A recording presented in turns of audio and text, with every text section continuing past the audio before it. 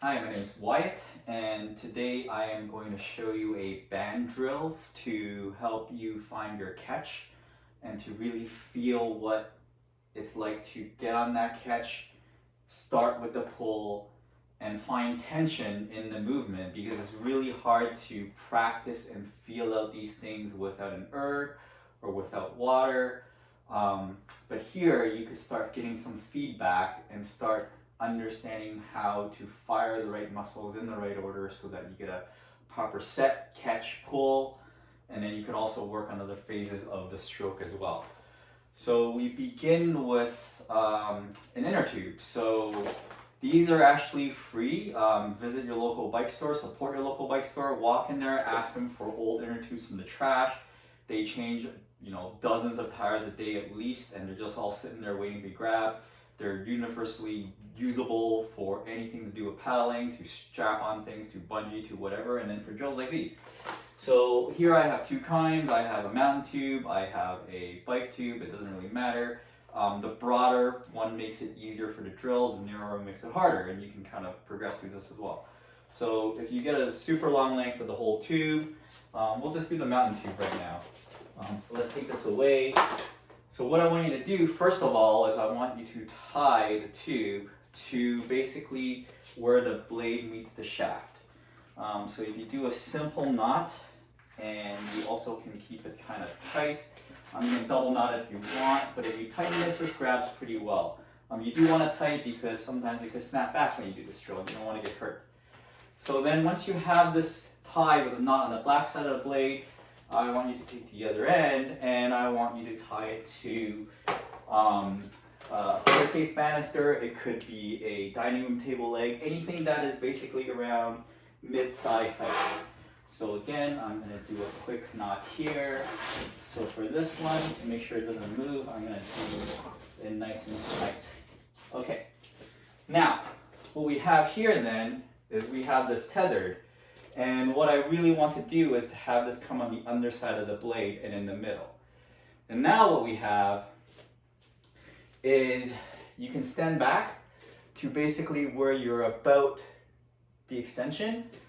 And I also want this line, this tube, to run on one side of the hip, right? So I want you to imagine that if there was a water line on the side of the boat and outside of the hull, because when we do a stroke, we want to be as tight to the hull as possible for outrigger so that we don't steer the boat. We make sure when we pull, the pull is aligned with the hull of the boat so that we get maximum application of force to the right vector that's directly sweeping behind us, right? So the way to practice is really to look at the tube and make sure it's aligned properly.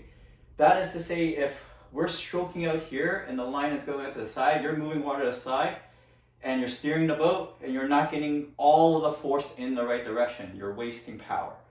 So again, I'm gonna stand back to the spot where I feel like this is the part where I engage my catch, right?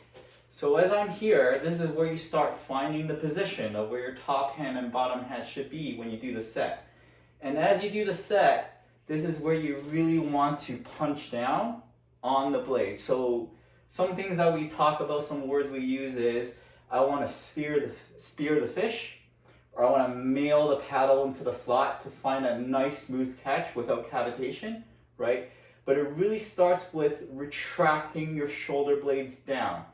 I've talked about in the past that, if you want to do a pull-up, the most effective way to pull up is to retract your shoulders first and then do the pull. If you're just going for it, there is a good sequence to fire muscles to maximize all of your back muscles. Same thing here, right?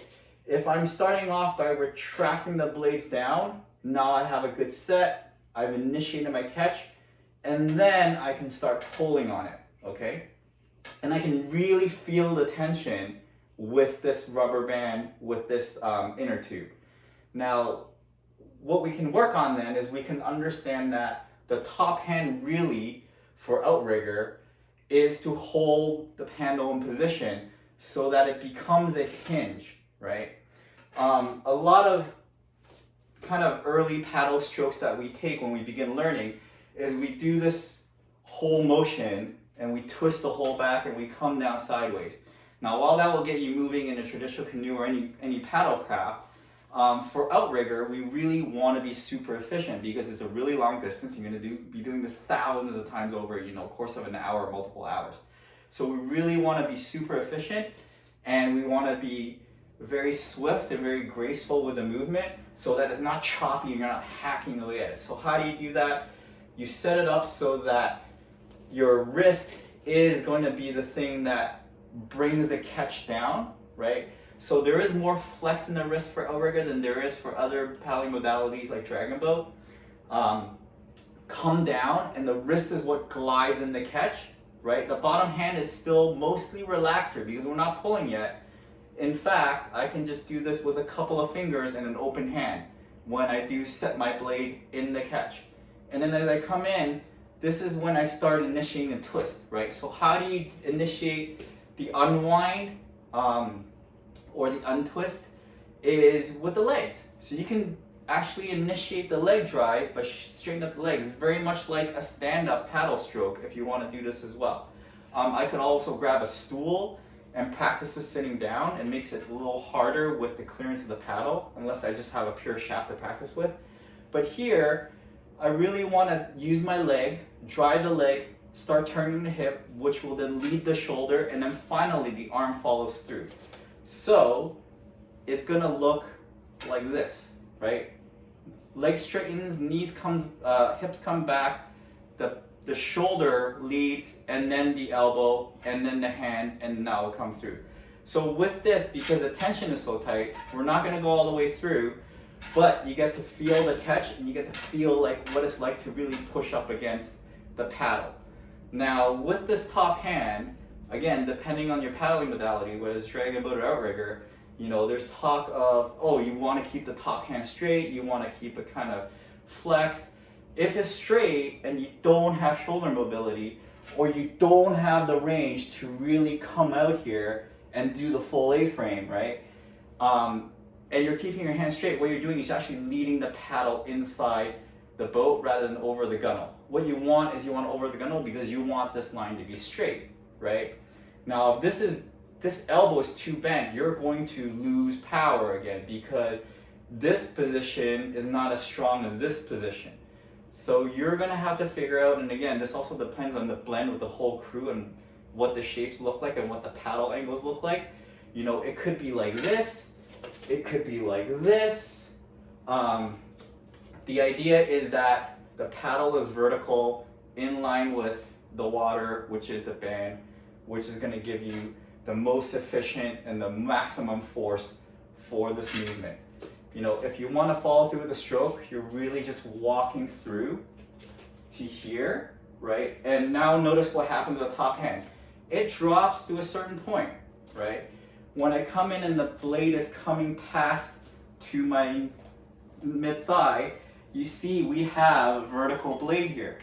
If you pull any more, you're getting diminished returns, and in Outrigger, you're actually pulling the boat down.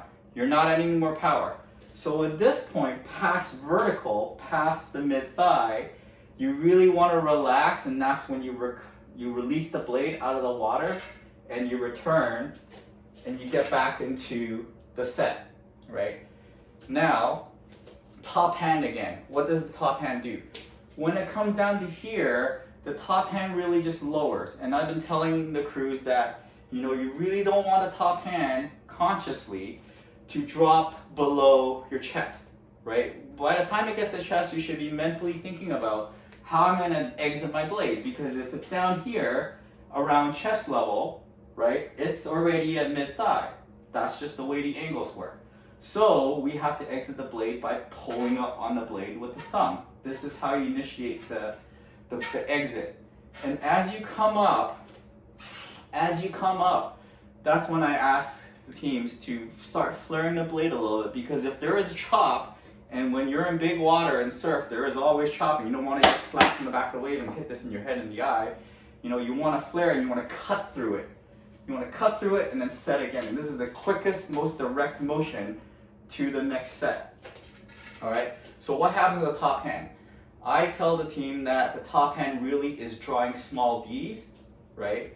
So I come here, I pull up, and then I draw the small D down the top of the D, and that's when I'm ready to set again. Okay, so the top hand really just is always at this level, all right, and it's always in front. It's between eye level and chest, right? There are times in the OC1 or when you're cruising on the OC6 where it does come down, right? You're flowing, it does come down, and that's okay. But when you're trying to really battle and go for the hard stroke and the quick stroke, really it's a lot of just small Ds, right? Like that. And you can practice, again, finding the catch here and your arm positioning and your alignment properly with this band and feel the tension. It's really important that you feel the tension and close this loop because it's really hard to find and practice the movement. Even with the erg, because the erg you can pull through, you're not gonna feel it like you do feel it with this stroke. Same with the other hand, you can practice both hands. Again, I'm gonna stand outside of the band. The band's gonna align to this hip, and then now I'm practicing outside with the blade and a top hand outside of the hull. Now, furthermore, what you can do is, what we coach is we tell our paddlers, you really want to put your body on the blade. You really got to lean on it, right? So here you can actually practice. What does it feel like to just really lean on it and get that tension? So you activate the right back muscles, right? You're using the right back muscles and you're not using arm. If the arm is bending too soon, like you're seeing here, right? I'm really using my bicep, and your bicep's gonna burn out far sooner than your back muscles. There's a lot of posture muscles in the back that can do a lot more work. That's a lot more efficient because you stand and you do things with your posture muscles all day.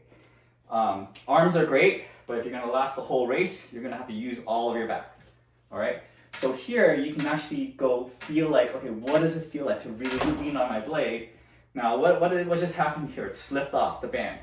That's an indication that my blade isn't totally squared, right? If it's fully squared, it would not flip off the band.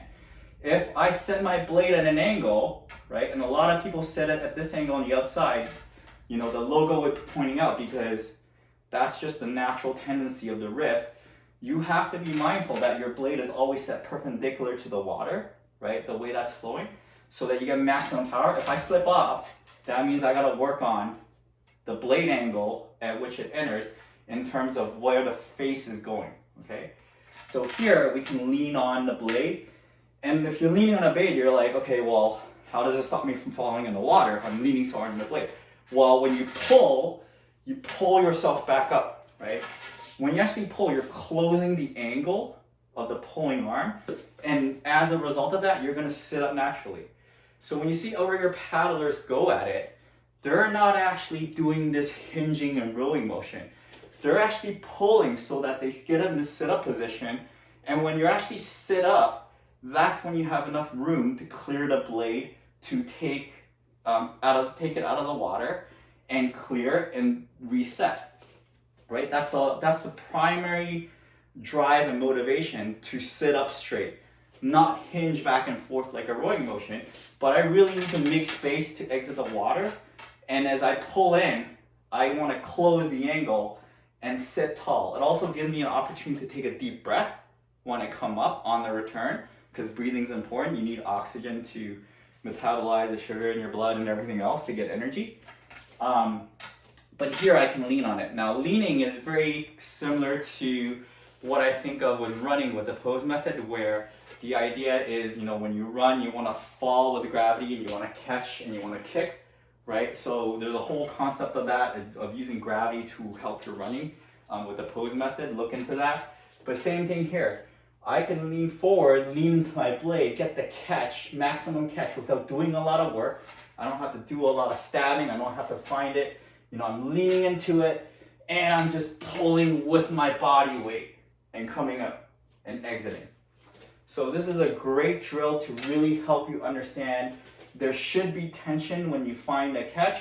You maximize that at the moment where you have full catch down here, and you want to pull through to find that power, and you want to feel all the right muscles in the back, in your lats, and your scalp, and everything else. Rotate, derotate, twist, untwist. You know, you want to make sure you lead with the shoulder, not the arms. And before the shoulder is the hips, before the hips is the knees. You know, get this chain of muscles going, and then your stroke will be much better.